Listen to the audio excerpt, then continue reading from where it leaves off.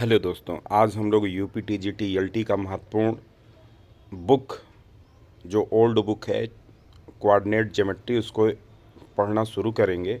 और पहले लेसन में हम पुनरावृत्ति या रिवीजन वाला देख लेंगे, उसके बाद फिर अक्षरों का रूपांतरण। ऐसे ये सिलेबस है, इसके अकॉर्डिंग हम लोग चलते चलेंगे। सबसे पहले देखते हैं इसके फार्मूले और फिर आगे बढ़ेंगे। जैसे ये है निर्देशांक ज्यामिति के सूत्र। पहला सूत्र है दूरी का सूत्र। बिंदुओं x1 y1 और x2 y2 के बीच की दूरी क्या होती है? x1 माइनस x2 का whole square plus y1 minus y2 का होल स्क्वायर अंडर रूट में।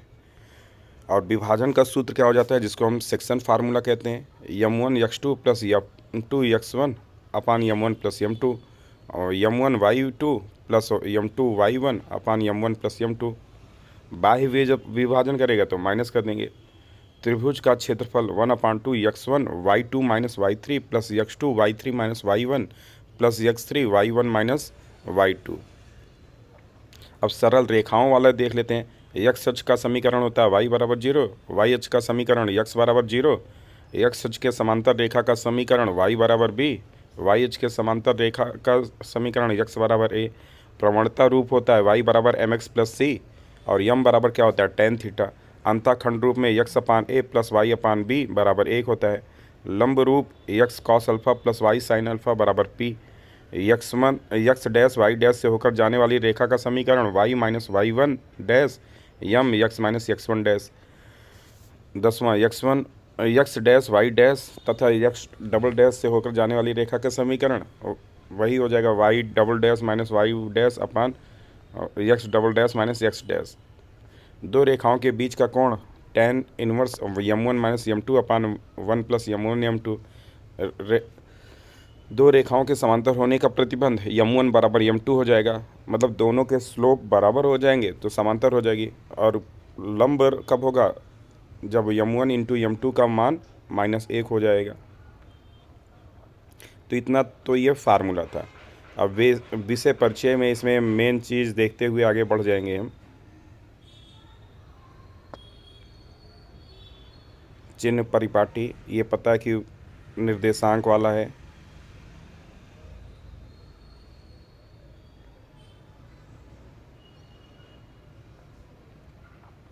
पुनरावृत्ति रिवीजन में क्या है? बिंदुओं से संबंधित सूत्र। दूरी का सूत्र अभी अभी हमने डिस्कस कर लिया। विभाजन सूत्र हो गया ये। मध्य बिंदु का सूत्र होता है कि दोनों को जोड़ के 2 से भाग। गुरुत्व हो जाएगा x1 plus x2 plus x3 अपान 3 अपान 3 होगा। यहाँ पे ये मिस्टेक लिखा है, ये क्या हो जाएगा? यहाँ पे 3 होगा, बाकी ठीक है। y1 plus y2 plus y3 अपान 3, ये क्या हो जाएगा आपका? हो जाएगा ये। अब त्रिभुज का क्षेत्रफल क्या होता है? त्रिभुज का क्षेत्रफल 1/2 x1 y2 माइनस, और या तो इसको हम डिटर्मिनेंट मेथड से भी कर सकते हैं। चतुर्भुज का क्षेत्रफल, अब उदाहरण देख लेते हैं इसके। बिंदुओं -4 -3 और 0 0 के बीच की दूरी ज्ञात कीजिए। आ जाएगी 5। x के किन मानों के लिए x, 3 की मूल बिंदु से दूरी 5 के बराबर है? तो x के मानों के लिए इसमें बोला गया है, तो x बराबर ±4 हो जाएगा। यदि बिंदु 1, 2 x y तथा 3, 4 समरेखी हैं, एक रेखी हैं, तो सिद्ध करो कि x माइनस वाई प्लस 1 बराबर 0। ये आपको सिद्ध करना है। तो समरेख होने के लिए जो कंडीशन होती है वो क्या होती है? डेल्टा बराबर 0, तो डेल्टा से यहाँ पे निकाल देंगे x माइनस वाई प्लस 1 बराबर 0। एक त्रिभुज के शीर्ष 4, 6, 0, 4 तथा 6, 2 है। उसके परिकेंद्र के निर्देशांक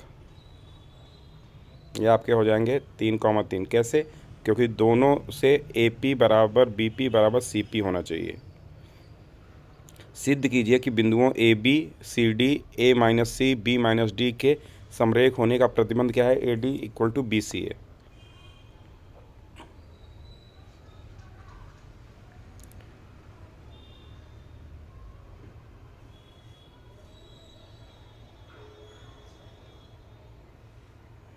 बिंदुओं A T1 square 2A2 T1 तथा A T2 square minus 2A2 के बीच की दूरी ज्ञात कीजिए।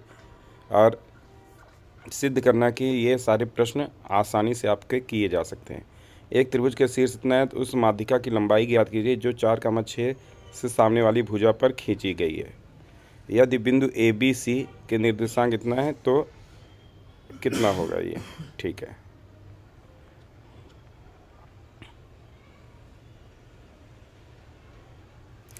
A,0 B-A,0 दो स्थिर बिंदु हैं। यदि चर बिंदु P पर AB समकोण अंतरित करे तो चर बिंदु का बिंदु पथ ज्ञात करो।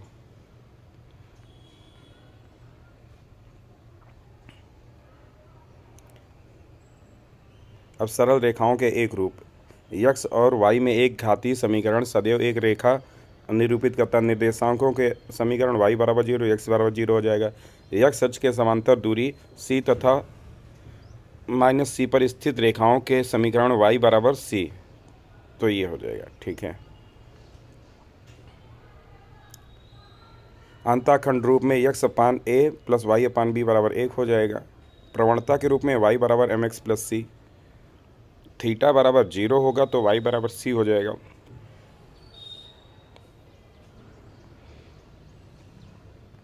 लंब रूप में रेखा का समीकरण क्या हो जाएगा? x cos alpha plus y sine alpha बराबर p। p का मान सदैव क्या होगा? धनात्मक होगा। प्रथम घात व्यापक समीकरण y बराबर -a upon b x minus c upon b, तो x upon a plus y upon b बराबर 1 के रूप में x upon minus c upon a plus y upon minus c upon b बराबर 1, तो साइन अल्फ़ा बराबर क्या हो जाएगा यहाँ से? b upon plus minus under root a square plus b square. Cos alpha बराबर क्या हो जाएगा? b upon under root a square plus b square, और p बराबर क्या हो जाएगा आपका? Minus c upon under root a square plus b square. तो p बराबर यहाँ से क्या आता है? -c upon under root plus minus a square plus b square. दिए हुए बिंदु x1 y1 से होकर जाने वाली रेखा का समीकरण y माइनस y1 बराबर m x माइनस x1।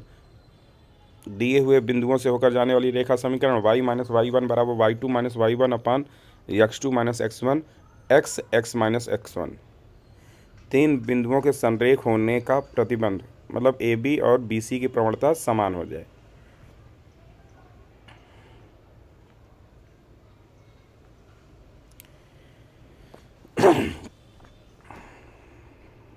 यहाँ पे एक चीज़ और महत्वपूर्ण आ गया। क्या?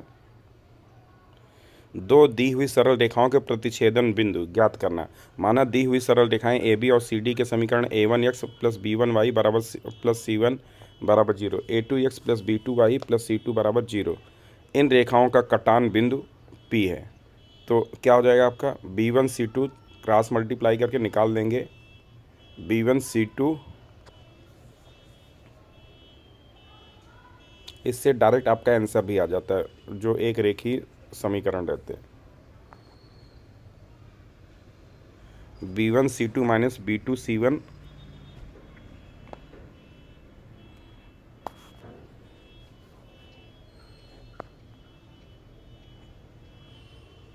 A1 B2 minus A2 B1, मतलब क्रैमर रूल का वही शॉर्टकट फॉर्म है वो।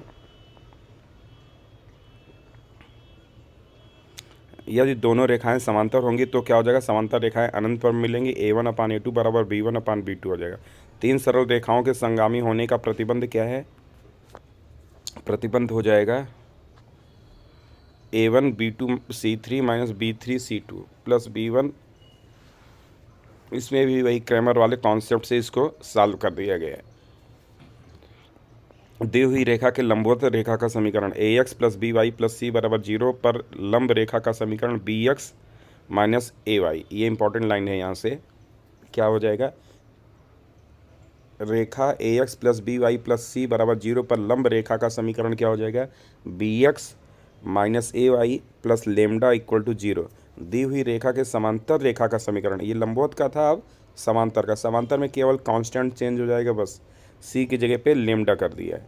दिए हुए बिंदु से सरल रेखा पर लंब की लंबाई लंब की लंबाई निकालने का ये सूत्र हो जाता है, क्या हो जाता है, ax1 plus b y one plus c upon under root a square plus b square. ये लंब रेखा की लंबाई निकालने के काम आता है।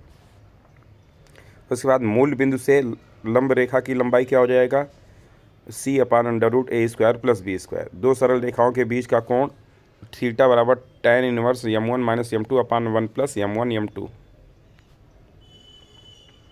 दो सरल रेखाओं के बीच के कोण की अर्धक अगर निकालना रहेगा तो आपका हो जाएगा क्या,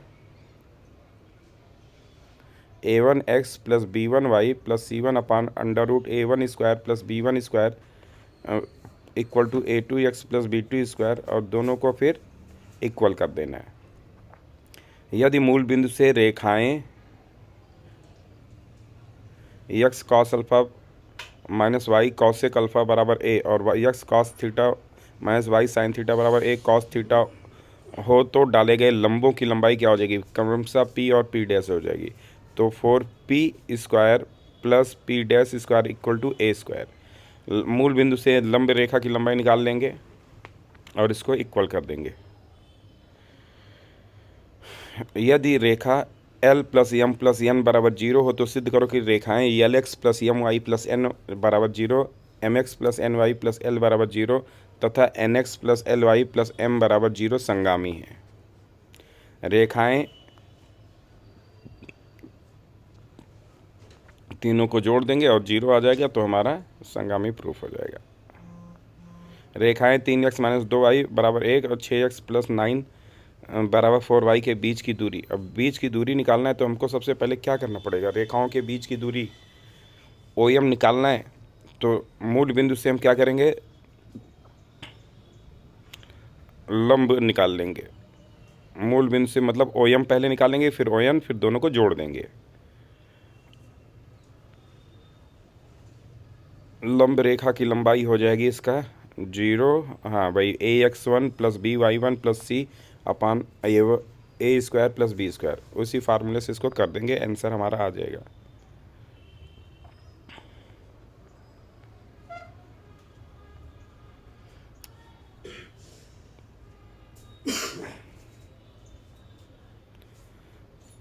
टू डी मूल बिंदु से x1 y1 की दूरी होगी। मूल बिंदु से बोला है तो आपका हो जाएगा अंडर रूट के अंदर ही आएगा, पहली चीज़ ये है। अब यहाँ पे प्लस वाला सी ऑप्शन करेक्ट हो जाएगा। कौन सा ऑप्शन करेक्ट हो जाएगा, ये सी ऑप्शन करेक्ट हो जाएगा। अगला क्वेश्चन,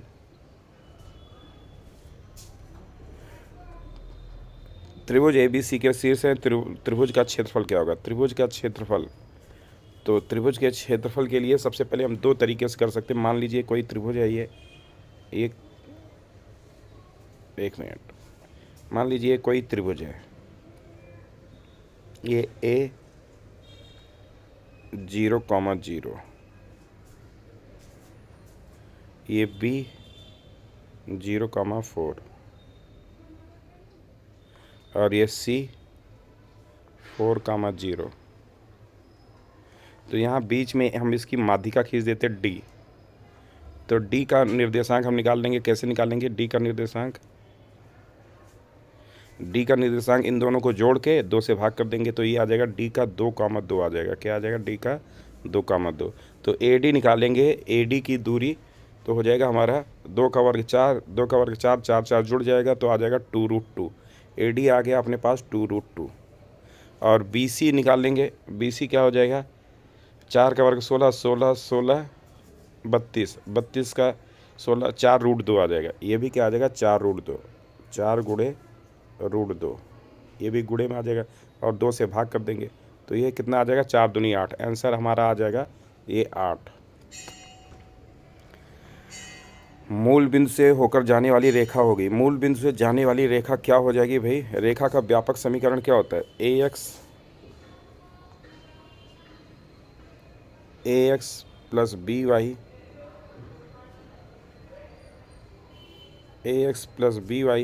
प्लस सी बराबर 0 होता है। अब मूल बिंदु से जा रही मतलब x y 0 तो c बराबर 0, तो क्या हो जाएगा, अच्छा मूल बिंदु से इसमें से कौन सी रेखा जा सकती है?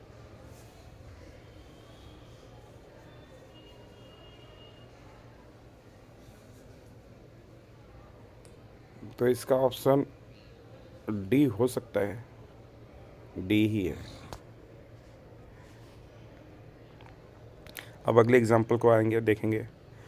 उस चर बिंदु का बिंदुपथ ज्ञात कीजिए जो ए दूरी पर है। ए दूरी पर है, बिंदुपथ बोल रहा है, तो ये क्या हो जाएगा? आपका वृत्त बनेगा। वृत्त का ये सी ऑप्शन करेक्ट हो जाएगा। उसके बाद अगला है ए प्लस बी एक्स माइनस ए माइनस बी पर लंब रेखा। लंब रेखा के लिए आपको बताया गया है कि क्या होता है, चेंज हो जाता है। तो यहाँ पे हो जाएगा आपका, नीचे आ जाएगा ए प्लस बी और ऊपर a minus b, c option correct हो जाएगा। बिंदु 3,8 तथा -3,2 को मिलाने वाली रेखा का झुकाव, झुकाव मतलब थीटा, थीटा का मान आपको निकालना है। थीटा बराबर क्या हो जाएगा आपका? tan इनवर्स y2, मतलब 8 में से 2 जाएगा 6 और ये 3 3 जुड़कर 6, 6 6 कट जाएगा, कितना आ जाएगा? 45 डिग्री। tan 45 का मान कितना होता है? 1। आंसर हो जाएगा आपका 1,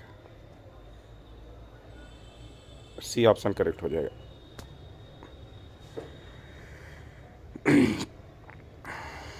बिंदुओं के बीच ए का मान, तो 3 + -√60 हो जाएगा, सही है।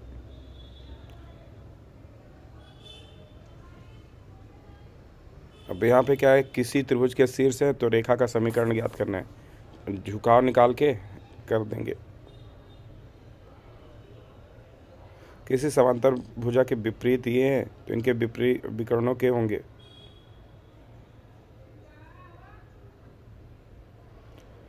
लंब रेखा का समीकरण निकालना है। लंब रेखा का समीकरण x + y = 5 हो जाएगा।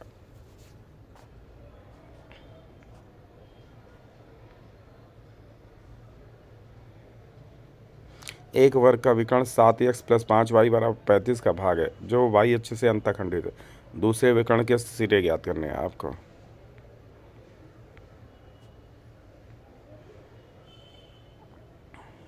समांतर चतुर्भुज PQRS के शीर्ष इतना है तो आपको ए का मान ज्ञात करना है। इसमें क्या कर लेंगे, विकर्ण एक दूसरे को समद्विभाजित करते हैं, इसलिए विकर्ण हम क्या कर देंगे, a + 4/2 बराबर ये किसके हो जाएगा? दूसरे वाले विकर्ण के बराबर। दूसरा विकर्ण क्या हो जाएगा? 5 1 6/2, मतलब दोनों विकर्णों को बराबर कर देंगे। तो ए का मान 2, बी का मान आ जाएगा 3। रेखाओं से बने त्रिभुज की प्रकृति बताना है, तो समबाहु त्रिभुज हो जाएगा, क्योंकि ए बी और बी से निकाल देंगे, दोनों बराबर आ गए। दूरी का सूत्र, विभाजन का सूत्र, और इसके बाद क्या है आपका? त्रिभुज का क्षेत्रफल। सरल रेखा, प्रवणता रूप, अंतःखंड रूप, लंब रूप, लंब की लंबाई ax1 + by1 + c = a² + b²।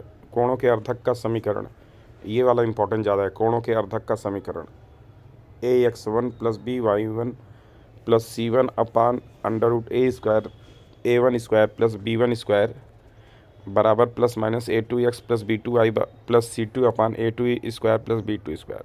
त्रिभुज का अंतः केंद्र बराबर हो जाएगा।